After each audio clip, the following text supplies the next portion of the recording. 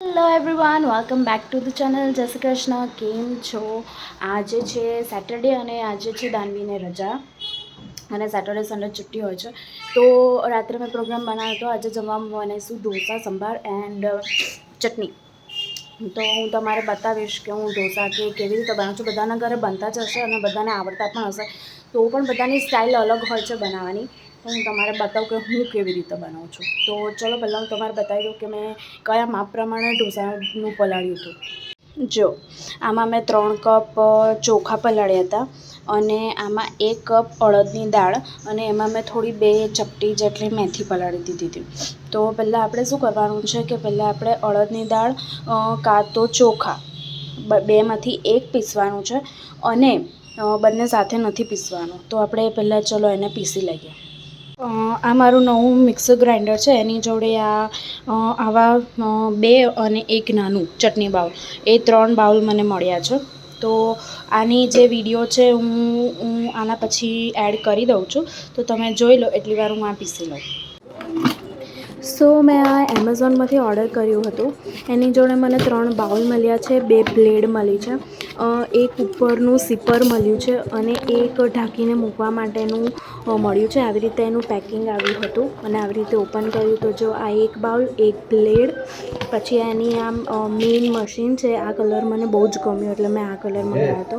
આ ન્યુટ્રીપોનું છે અને આ મને 1800 રૂપિયામાં પડ્યું હતું. તો એની સાથે મને એક આ બાઉલ અને એક ચટણી અને જે આ ઉપરનું સીપર છે અને આ એની ઉપર જે આપણે ઢાંકીને મૂકવું હોય ને એ છે. તો એક બ્લેડ જે છે ને એ આ વાળી જે બ્લેડ છે એ ડ્રાય માટે છે અને જે બીજી વાળી જે બ્લેડ છે એ જો આ પીસાઈને રેડી છે. મેં બધું બંને મિક્સ કરી દીધું છે. હવે મને આને જમવામાં બનાવવાનું છે. અત્યારે 8:30 જેવા થઈ ગયા છે. હવે હું શું કરીશ કે માઇક્રોવેવ સ્ટાર્ટ કરું છું. માઇક્રોવેવ 30 સેકન્ડ માટે ગરમ કરી અને બંધ કરી દઉં છું. તો એનામાં આને આ માઇક્રોવેવ પ્રૂફ જ છે. તો આને અંદર હું થોડીક વાર માટે મૂકી દઉં છું. તો આપોઆપ થોડોક આથો આવી જશે.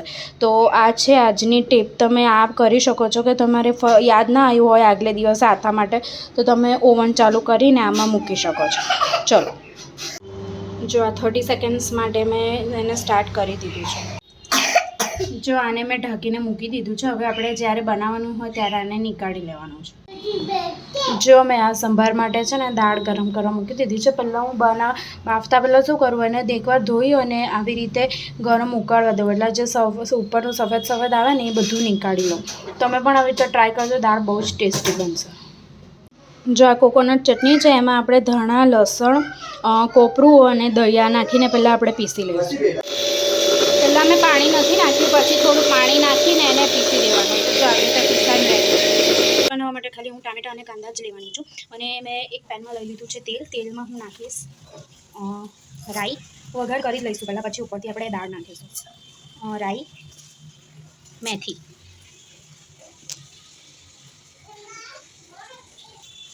હવે એની સાથે એડ કરીશું થોડો લીમડાના પાન.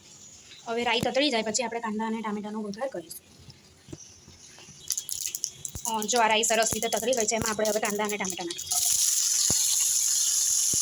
એને આપણે બરાબર મિક્સ કરી દઈએ.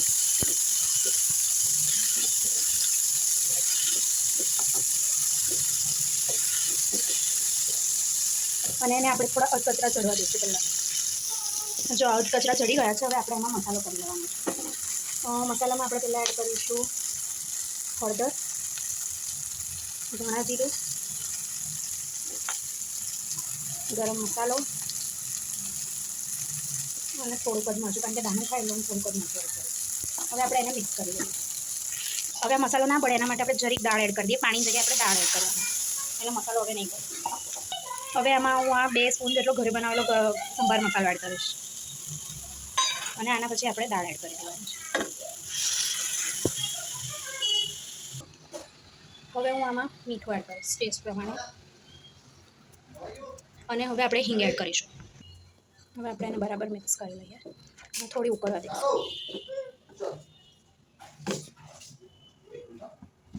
ઉકળી જાય એટલે આપણે ગેસ બંધ કરી દઈશું. આપણો સંભાર રેડી છે. તમે આમાં કાંદા ટામેટાની સાથે બીજા બધા વેજીટેબલ્સ પણ એડ કરી શકો છો, પણ આજે મેં કશું નથી કર્યું. જો આપણો સંભાર ઉકળી ગયો છે અને આ રેડી છે. આપણે ગેસ બંધ કરી લઈશું. જો આપણે સવારે ખીરું બનાવ્યું હતું ને તમારે બબલ્સ જોવાઈ ગયો જો એ રેડી છે. જો તમારે બતાવું હા જો એનામાં હાથો આવી ગયો છે. એટલે તમારે આગલે દિવસ પીસીને રાખવાની કશી જરૂર નથી. આમ તો પીસી રખાય પણ ભૂલી જાય તો તમે આવી રીતે કરી શકો છો. જો હવે રેડી છે. હવે આમાં કોઈ દિવસ પાણી એડ નહીં કરવાનું. તમારે જેટલું જરૂર હોય એટલું ખીરું તમારે બીજા કસામાં કાઢી લેવાનું અને એનામાં મીઠું એડ કરવાનું. દેખો હું અત્યારે એવું જ કરું છું. જો આ એક વાડકો છે. આ વાડકામાં છે ને હમણાં મને જેટલા 2-3 ઢોસા ઉતરે ને એટલું હું લઈ લઉં છું બેટર અને એમાં પાણી અને મીઠું નાખી દઈશ. આ એમનું એમ રહેવા દઈશ કારણ કે પછી આમાં પાણી એડ થઈ જાય ને તો ફર્મેન્ટેશનની પ્રોસેસ એકદમ ઓછી થઈ જશે. એટલે આ વધે તો પાછું આપણે એને ફ્રીઝમાં મૂકી દેવાનું. એની જાતે ફર્મેન્ટ થયા કરે. આ રેડી છે. હવે આમાં હું થોડું પાણી એડ કરી દઉં. થોડું બેટર પાતળું હોય ઢોસાનું. તમારે બતાવું કેવું હોય.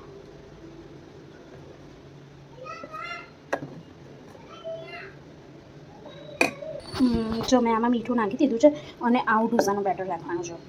આમ તમે આમ ઉચકીને તમે આમ નીચે કરો ને તો બિલકુલ આમ હેવી ના લાગવું જોઈએ. એકદમ સરસ ફ્લો થવો જોઈએ. આવી તો હવે મેં છે ને આ તવી મૂકી દીધી છે અને આ તવી તમારે છે ને યુઝ કરેલી જ લેવાની. કોઈ દિવસ ધોયેલી તવી નહીં લેવાની. તમારે જ્યારે ઢોસા કરવા હોય ત્યારે તવી ધોવાની જ નહીં. હું તમારે બતાવું. હવે એના પર છે ને આપણે પાણી છાંટવાનું છે. એટલે ઢોસો છે ને આમાં તમારે તેલ લગાવવાની પણ બિલકુલ જરૂર નહીં પડે. જો આના પર મેં તેલ વેલ કશું જ નથી લગાવ્યું. જે પાણી લગાવ્યું હતું ને એ જ છાંટી અને એને લૂસી દીધું છે. હવે આપણે એના પર ઢોસો પાથરીશું. તમારે 1 ચમચા જેટલું લેવાનું છે. તમે બીજું થોડું એડ કરી શકો છો. તમારે જેટલો મોટો જોઈએ. હવે એને ગોળ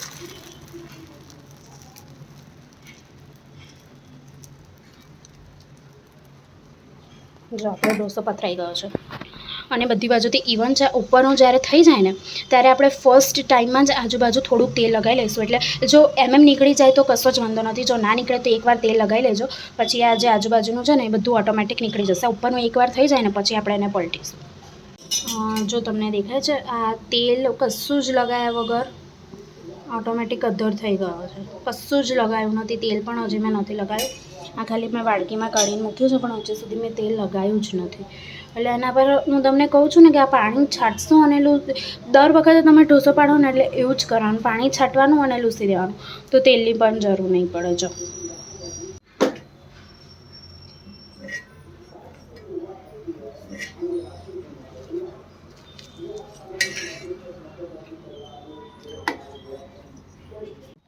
જો અમારો ઢોસો સંભાર અને ચટણી રેડી છે. હું જમી લઉં છું.